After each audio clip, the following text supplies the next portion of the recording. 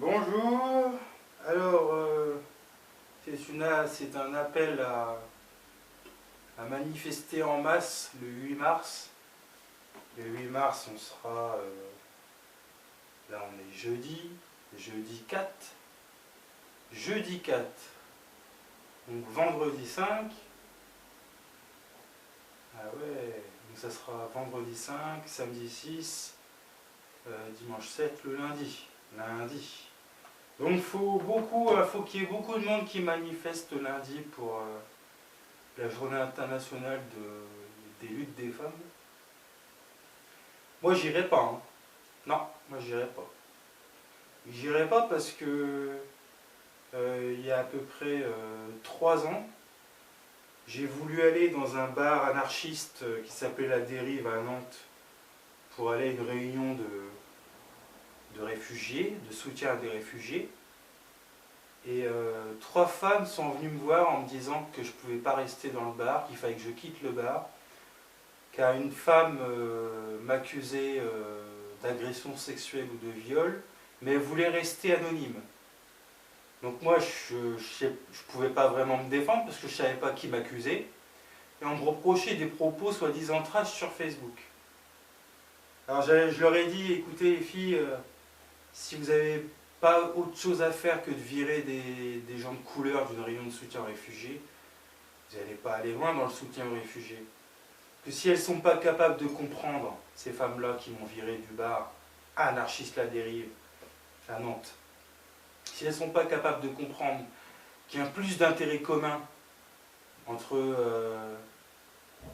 des Français d'origine immigrée et des réfugiés, qu'entre une femme blanche et des réfugiés, si elle ne comprend pas qu'il y a plus d'intérêts communs entre moi et eux qu'entre elle, une femme blanche et eux, bah c'est qu'elle n'a pas compris comment fonctionne le monde. Il faut arrêter l'humanitaire, l'esprit humanitaire. Mais, et j'ai jamais eu d'excuses.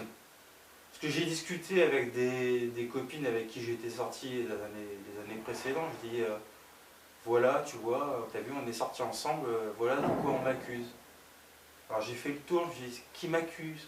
Bien sûr, il y a des filles à qui je parle plus, donc je ne peux pas savoir si c'est elles qui m'accusent. Mais j'ai jamais eu d'excuses. Si c'était la dit, parce qu'elles ont dit, elles vont pas porter plainte. Oui, bah oui, elles vont pas porter plainte. Mais en même temps, j'ai envie de vous dire, vous m'avez viré du milieu militant, vous avez fait courir une rumeur sur moi dans le milieu militant, sachant que le milieu militant nantais, c'est un village. Hein. Il n'y a pas grand monde qui milite à Nantes, donc tout se sait très vite. Vous avez voulu faire courir une rumeur comme ça. Vous, des femmes anarchistes d'ailleurs, juste des femmes anarchistes. Mais moi je sais que vous, femmes anarchistes, vous avez couvert un blogueur de Nantes Révolté qui a accusé lui d'agression sexuelle aussi et de viol. Vous avez couvert aussi quelqu'un qui battait sa femme, un militant blanc qui battait sa femme, vous l'avez couvert. Quand il a été en prison, vous l'avez couvert. Parce qu'il a été en prison pas pour ça. Il a été en prison parce qu'il avait diffamé la police, mais vous l'avez couvert quand il a battu sa femme. Donc en fait, vous les femmes blanches, vous protégez vos hommes, et quand c'est des gens de couleur, vous leur faites la misère. Donc à l'occasion du 8 mars, j'ai envie de vous dire un truc. À l'occasion du 8 mars qui arrive. Il y a beaucoup de musulmans en prison. Beaucoup de musulmans en prison. Beaucoup pour des histoires de drogue. Vous êtes bien content que ces musulmans, ces arabes prennent des risques pour vous refiler du shit parce que c'est pas vous qui allez dealer, vous n'allez pas le faire. Donc vous êtes content que ces gens-là prennent du risque pour que vous ayez votre drogue. Et c'est quand même eux qui vont en prison ou pour d'autres histoires. Ça peut être des histoires de viol. Mais la majorité des gens en prison, c'est des gens de couleur comme moi. D'ailleurs, Tariq Ramadan, par exemple, le mouvement MeToo, là, en France. Combien d'hommes blancs ont été en prison après le mouvement MeToo? Combien d'hommes blancs ont été en prison après le mouvement MeToo? Aucun. Combien d'hommes blancs vous avez envoyés en prison? Personne. Votre seule prise de guerre, c'est Tariq Ramadan. C'est l'os à ronger qu'on vous a donné. On vous a donné un os à ronger avec Tariq Ramadan et vous vous êtes contenté de ça. Mais il n'y a aucun homme blanc qui a été en prison après la vague MeToo. Aucun. C'est juste des démissions par-ci, des démissions par-là. Et puis là, je vois Patrick Poivre d'Arvor ou Olivier Duhamel, c'est des gens qui ont profité de la vie, ils sont riches, ils sont vieux, ils sont à la fin de leur carrière. Vous n'avez pas brisé leur carrière elle est faite. Il n'y a pas des... Moi j'ai 37 ans, il n'y a pas des hommes blancs de 40 ou 30 ou 35 ans qui ont des trucs à se reprocher.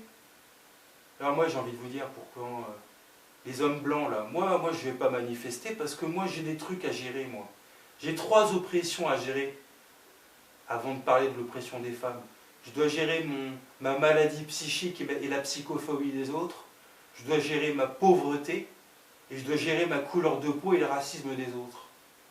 Alors vous les hommes blancs, quelle oppression vous avez à gérer à part l'oppression de classe si vous êtes ouvrier? Et encore, il y en a beaucoup, vous avez été à la fac, vous êtes beaucoup d'hommes blancs à avoir été à la fac, vous aurez un bon boulot. Vous allez peut-être vous retrouver un petit peu au chômage, mais vous allez vous en sortir. Vous aurez toujours du boulot. Vous n'allez pas faire les pires boulots de la Terre. Donc allez manifester le 8 mars, les hommes blancs, là, les privilégiés, là, les hommes blancs, là. Allez manifester. Moi j'ai autre chose à faire. Surtout quand on a chié dans mes bottes. D'ailleurs ma mère, je l'aime beaucoup. Mais je sais que ma mère, même si c'est une femme de couleur, c'est une femme de couleur ma mère, eh ben elle a vécu beaucoup mieux que moi. Parce que moi j'ai une maladie psychique. Elle a vécu beaucoup mieux que moi. Et moi j'aurais jamais le niveau de vie de ma mère, malgré le fait que ce soit une femme et une femme de couleur. Jamais j'aurais le niveau de vie de ma mère. Parce que moi avec ma maladie, j'ai pas eu de jeunesse. Ma jeunesse elle s'arrêtait à l'âge de 21 ans.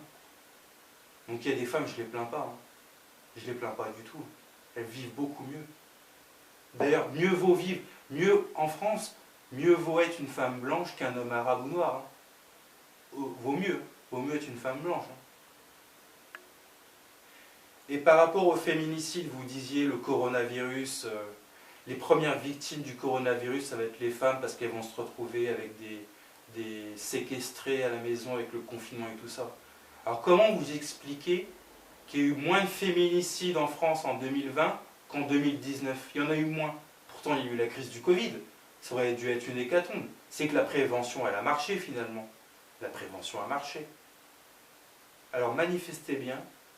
Et moi, ce que je vais faire pendant ce temps-là, je vais regarder ce que font les femmes en Inde, là où il y a la grève générale. Et je vais me renseigner sur ce que font les femmes au Mexique. Et je vais voir ce que les femmes en Argentine qui célèbrent l'avortement. Je vais plutôt m'intéresser à ces femmes-là. Et aux femmes marocaines, les gens qui sont vraiment dans la merde. Mais les femmes françaises, je pense que ça va. D'ailleurs, les suffragettes, elles étaient contre le droit de vote des Noirs. Et si on peut parler de l'histoire des suffragettes qui se sont battues pour le droit de vote, elles étaient contre le droit de vote des hommes noirs. Les femmes suffragettes, les femmes blanches ont eu le droit de vote avant les hommes indigènes. Les femmes blanches ont eu le droit de vote avant les hommes indigènes. Alors bon 8 mars et ouvrez les yeux.